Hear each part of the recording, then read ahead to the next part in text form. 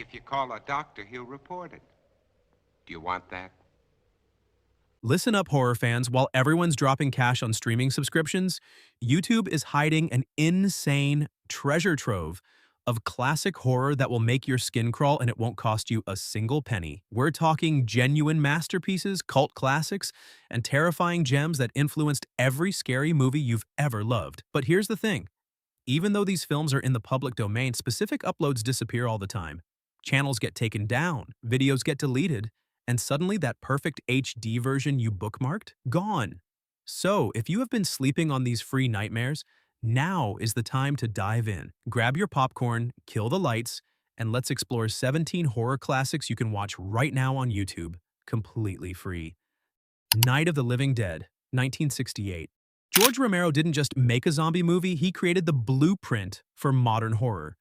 When a mysterious radiation causes the dead to rise and feast on the living, seven strangers barricade themselves in a Pennsylvania farmhouse. What follows is 96 minutes of relentless terror that shattered every rule Hollywood had about horror films. This wasn't some studio production with a safety net. Romero shot this guerrilla style in rural Pennsylvania for $114,000, using local townspeople as shambling corpses and filming in an actual cemetery. The result, raw, uncompromising horror that looks like a nightmare you can't wake up from. But here's what makes it revolutionary. Romero cast Dwayne Jones, a black actor, as the hero Ben, and never once acknowledged his race in the script. In 1968 America, that was radical. Watching Ben outsmart, outfight, and outlast everyone else while the world collapses around him hits different. When you know the film premiered just months after Martin Luther King Jr.'s assassination, the zombies themselves redefine the genre. Forget voodoo curses and mystical nonsense. These are your neighbors, your family, shambling corpses driven by pure hunger. Romero made zombies terrifying again. And every zombie film since owes him everything. Why it's free. A copyright filing error put this masterpiece in the public domain immediately after release. Romero's loss became our gain. Nosferatu, 1922. Before Dracula became a suave gentleman in a cape, he was this.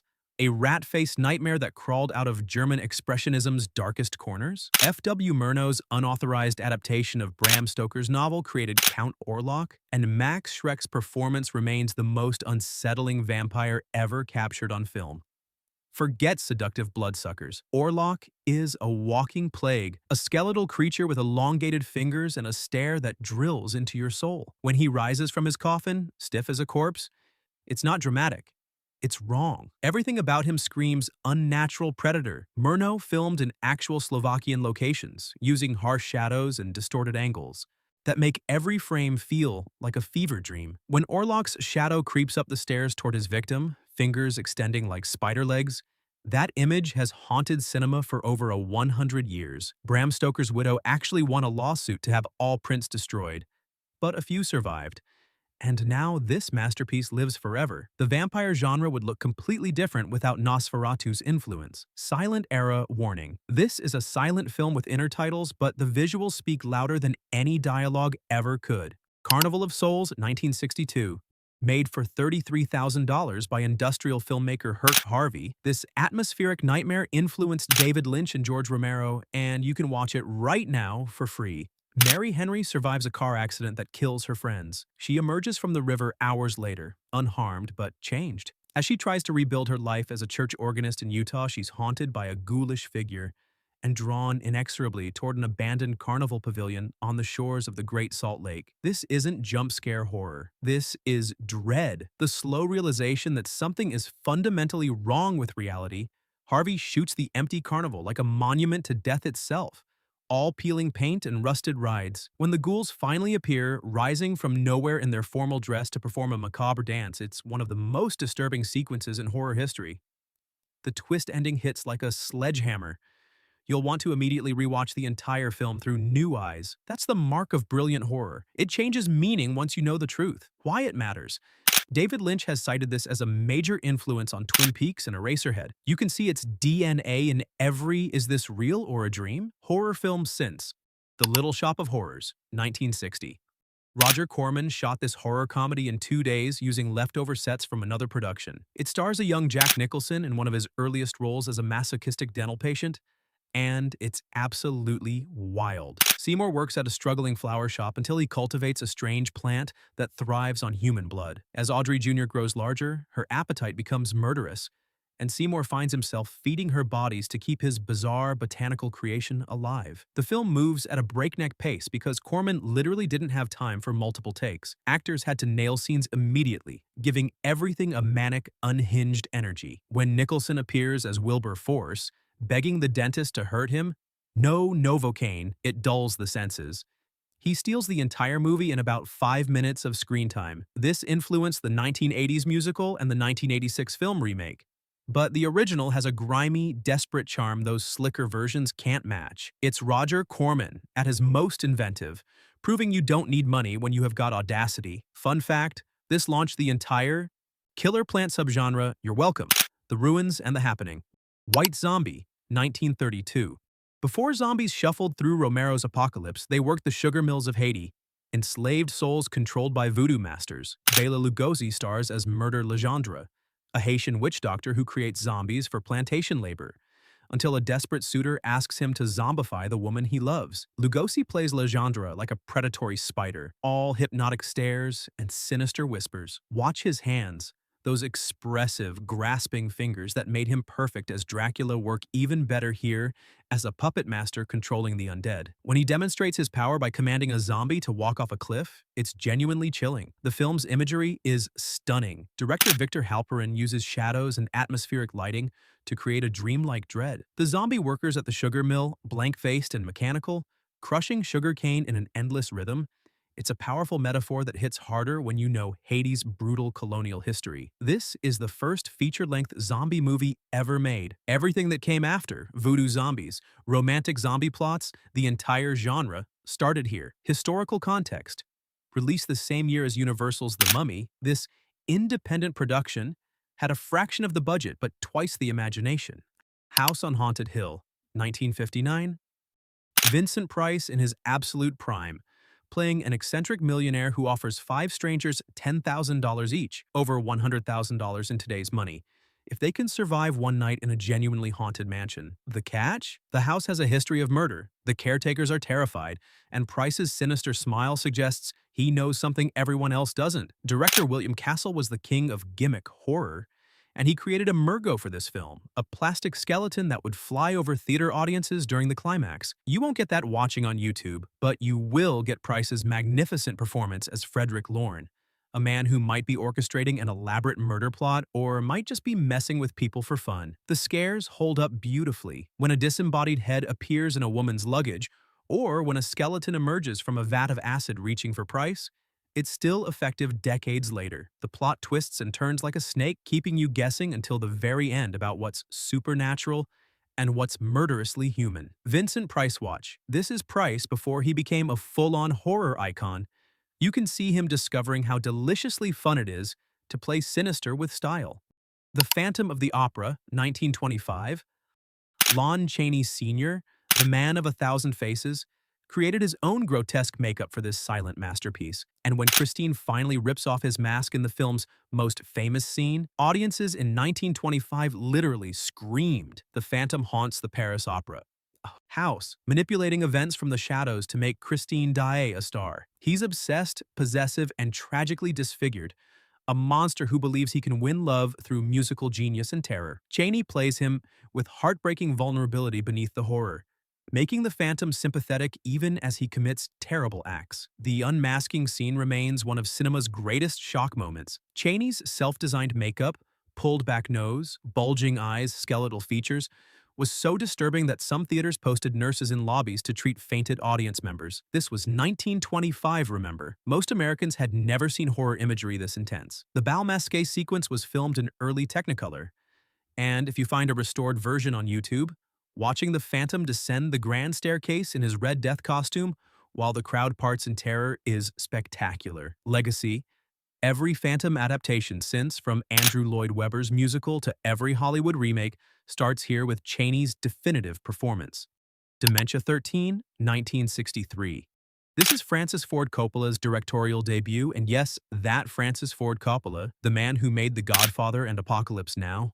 Roger Corman gave him $20,000 in leftover film stock from another production. Coppola went to Ireland and crafted this twisted tale of family madness and axe murder. When John Halloran dies of a heart attack on a rowboat, his scheming wife Louise hides the body to maintain access to the family fortune. But the Halloran estate holds dark secrets about a drowned child, and someone is using an axe to ensure those secrets stay buried. The underwater sequences are genuinely eerie.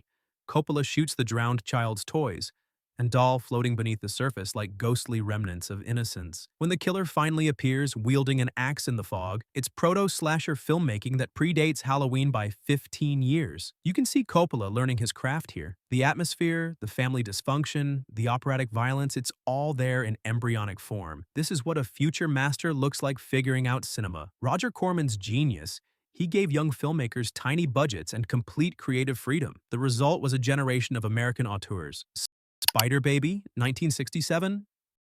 Jack Hill directed this absolutely bonkers horror comedy about a family suffering from Mary syndrome, a genetic condition causing mental regression to a pre-infantile state of savagery and cannibalism. Lon Chaney Jr. plays Bruno, their devoted caretaker, desperately trying to protect them from the outside world. Virginia believes she's a spider and attacks guests in a web-spinning game that turns lethal. Elizabeth acts like a demented child. Ralph lives in the basement and has fully regressed to something barely human. When distant relatives arrive to claim the family estate, things go very wrong very quickly. The film balances genuine horror with pitch-black comedy in a way that feels decades ahead of its time. Virginia's spider game is simultaneously creepy and darkly funny. You're laughing until you remember someone's actually dying. That tonal tightrope walk influenced everyone from Tobe Hooper to Sam Raimi. Lon Chaney Jr. gives one of his final great performances as Bruno, singing the haunting opening theme song, Cannibal Orgy. Yeah, his line, "Just because something isn't good doesn't mean it's bad," perfectly captures the film's sympathetic approach to its monster family. Cult status. This barely got released in 1967, but found its audience through midnight movies and VHS trading. Now, it's rightfully celebrated as a classic of American weird cinema. The Last Man on Earth, 1964.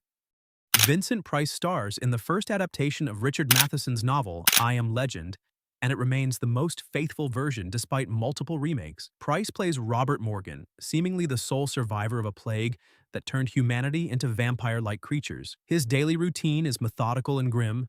Wake up, gather supplies, hunt the infected, burn bodies, return home before dark, fortify the house, endure nightly siege by the creatures calling his name. It's a bleak existential nightmare where loneliness might be worse than the monsters. Price plays Morgan as a broken man going through the motions of survival. The flashbacks to losing his wife and daughter are genuinely heartbreaking. This is Price doing dramatic work, not just horror villain theatrics. When he finds another survivor and begins to hope again, you feel his desperate need for human connection. The twist ending, which I won't spoil, completely reframes everything you have watched. Matheson's original story asked, who's really the monster in this new world? The film preserves that moral complexity. Why this version wins?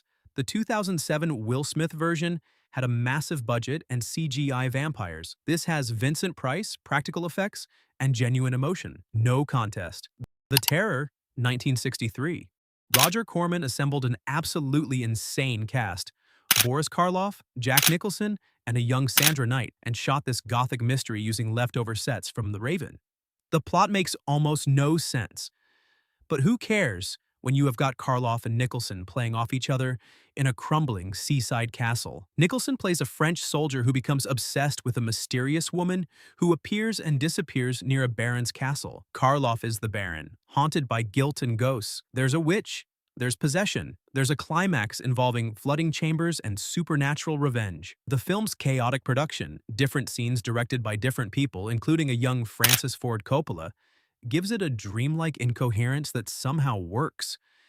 It feels like a nightmare where logic doesn't matter, only atmosphere and dread. Watch for the scene where Nicholson's character dives underwater in a flooded chamber. He actually did that stunt himself, in frigid water. The dedication to practical filmmaking in this era was wild. Legendary cast. Before Nicholson became Jack Nicholson, and before Karloff's final years, they made this gloriously weird gothic horror together. It's a time capsule.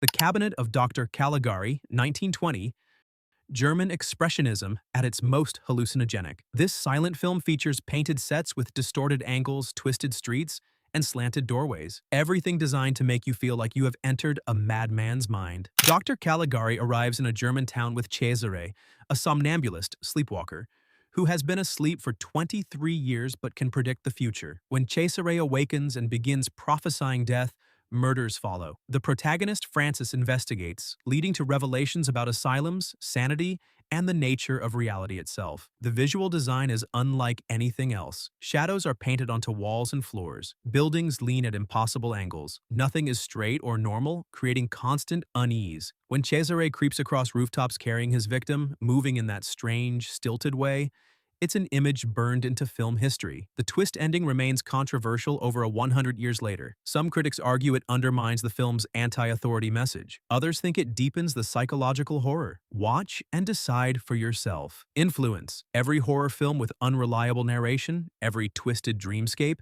every psychological thriller that questions reality, they all owe something to Caligari. Haxan. Witchcraft Through the Ages, 1922.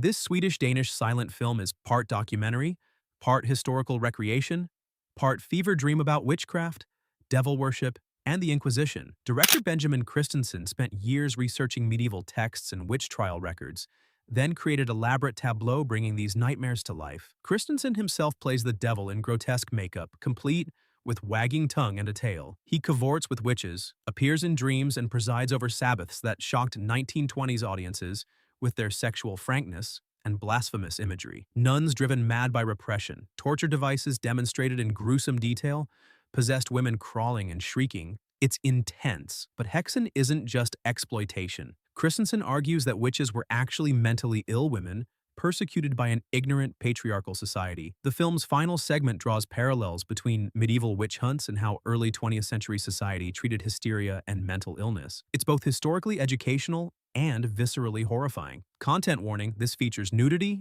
torture, and disturbing imagery that was incredibly controversial. It was banned in many countries for decades. Now it's recognized as a masterpiece of documentary horror. Attack of the Giant Leeches, 1959. This is gloriously cheesy 1950s creature feature horror. Giant leeches lurk in a Florida swamp, dragging victims to their underwater lair to slowly drain their blood. The monster suits look like trash bags with suction cups. The acting is wooden. The science is nonsense.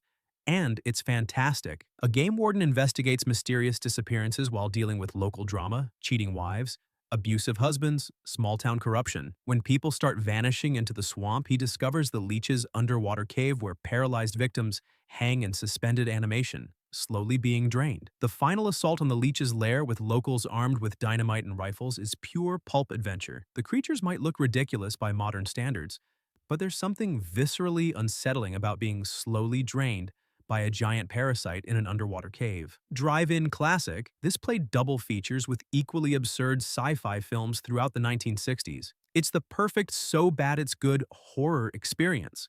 A Bucket of Blood, 1959.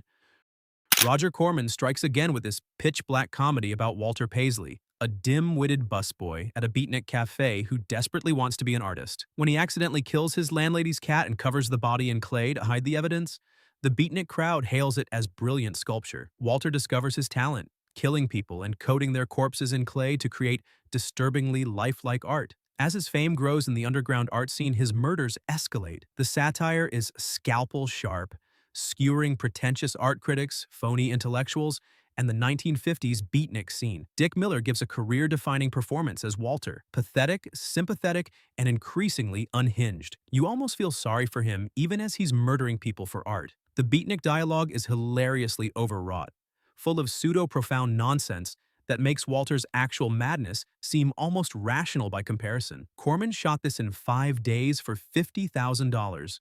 The economy of storytelling is masterful. Every scene advances the plot, builds character, or delivers satirical commentary. This is low-budget filmmaking at its most efficient and effective. Social commentary. The film's critique of art world pretension remains relevant. Replace beatniks with Instagram influencers, and it still works. The Brain That Wouldn't Die, 1962.